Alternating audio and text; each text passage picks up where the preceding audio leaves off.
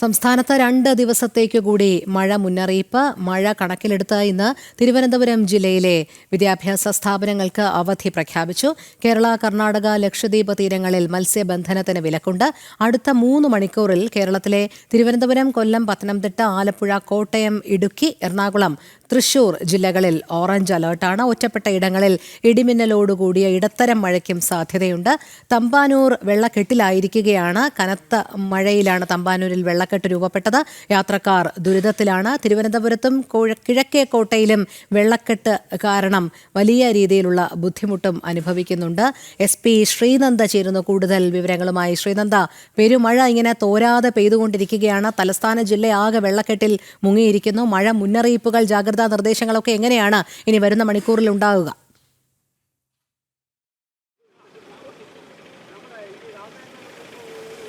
രോഹിണി, വേറൊന്നും പറയാനില്ല. രോഹിണിക്ക് ദൃശ്യങ്ങളിൽ കാണുമ്പോൾ തന്നെ മനസ്സിലാകും. ഞാനിപ്പോൾ നിൽക്കുന്നത് കിള്ളിപ്പാലം ബൈപ്പാസ് റോഡിലാണ്. സാധാരണ ജനങ്ങൾ എത്രത്തോളം കഷ്ടപ്പെട്ടാണ്, മുട്ടോളം ഉണ്ട് ഇവിടുത്തെ വെള്ളക്കെട്ടെന്ന് പറയുന്നത്. അതും വളരെ മലിനമായ ജലമാണ്. റോഡിൻ്റെ സൈഡിലുള്ള ഒരു റോഡാണ് ഈ കാണുന്നത്. ഇടവഴിയാണ്. ആ ഇടവഴിയിൽ എല്ലാ വാഹനങ്ങളും വെള്ളത്തിലടിയിലാകുന്ന ഒരു സ്ഥിതിവിശേഷമാണ്. നടന്നു പോകുമ്പോൾ മുട്ടോളമാണ് വെള്ളങ്ങൾ. വിദ്യാർത്ഥികൾ അടക്കമുള്ള പ്രായം ചെന്ന ആൾക്കാർ എല്ലാവരും തന്നെ ഈ ഒരു വെള്ളക്കെട്ടിലൂടെയാണ് നടന്നു നീങ്ങുന്നത്. നമുക്ക് ഇവിടെ കാണാൻ സാധിക്കും കുറച്ച് ആളുകൾ ഇവിടെ കൂടി നിൽപ്പുണ്ട്. ചേട്ടാ, എങ്ങനെയാണ് ചേട്ടാ ഇവിടുത്തെ വെള്ളക്കെട്ട്? എല്ലാ വർഷവും ഇങ്ങനെ തന്നെയാണോ? വർഷം എന്ന് പറഞ്ഞാൽ ഓടയിൽ കിടക്കുന്ന ചവറ് മാറാതെ വെള്ളം പോകത്തില്ലമ്മ. ഇത് ബുദ്ധിമുട്ടാണ്. ഇതല്ലാതെ ഇതിനു മുമ്പ് ആനന്ദം എന്ന് പറഞ്ഞ ഒരു സ്കീം വന്നപ്പോൾ ആ ഓട അന്ന് ആ രാമേന്ദ്രന് മുമ്പ് വന്നപ്പോൾ അത് അവിടെ വെച്ചാൽ അത് നിർത്തി. അത് അവിടെ നിന്ന് അത് ചെയ്തിരുന്നെങ്കിൽ ആ വെള്ളം അങ്ങനെ പോകുമായിരുന്നു.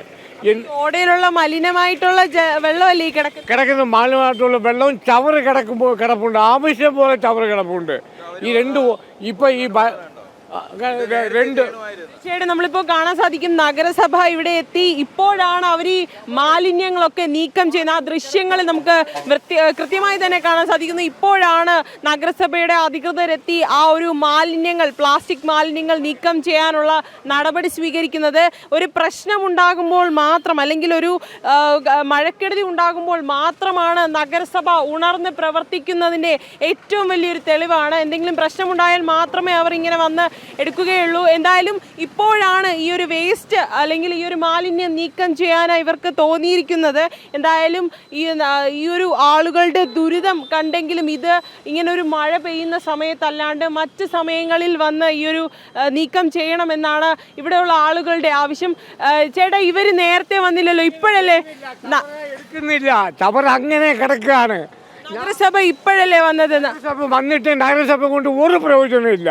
ആ സമയത്തല്ലാതെ കിടക്കുന്ന മാലിന്യങ്ങൾ, ഈ കിടക്കുന്ന മലക്കരി കടയിലുള്ള സാധനങ്ങളെല്ലാം ഈ ഓടയിൽ കൊണ്ടാണ് ഇടുന്നത്. ഓടയിൽ കൊണ്ടിടുകയാണ് ചാക്ക് കണക്ക്. സാധാരണ ജനങ്ങളുടെ ഒരു രോക്ഷമാണ് നമുക്ക് അവരുടെ വാക്കുകളിൽ നിന്ന് വ്യക്തമാകുന്നത്. നഗരസഭ ഇപ്പോൾ മീഡിയാസൊക്കെ ഇവിടെ എത്തി എന്നതിൻ്റെ പേരിൽ മാത്രമാണ് ഈ ഒരു മാലിന്യമൊക്കെ നീക്കം ചെയ്യാനായി ഇവിടേക്ക് എത്തുന്നത് എന്നാണ് നമുക്ക് മനസ്സിലാക്കാൻ കഴിയുന്നത്. ഇതുവരെയും ഇവിടേക്ക് ആരും തന്നെ എത്തിയിട്ടില്ല. എന്തായാലും ഇപ്പോഴെങ്കിലും അവരൊന്ന് ഉണർന്ന് പ്രവർത്തിച്ചാൽ നന്നായിരിക്കും എന്ന് തന്നെയാണ് നമുക്ക് എല്ലാവർക്കും തന്നെ പറയാനുള്ളത്. സാധാരണ ജനങ്ങളെല്ലാം വളരെയധികം ബുദ്ധിമുട്ടിലാണ്.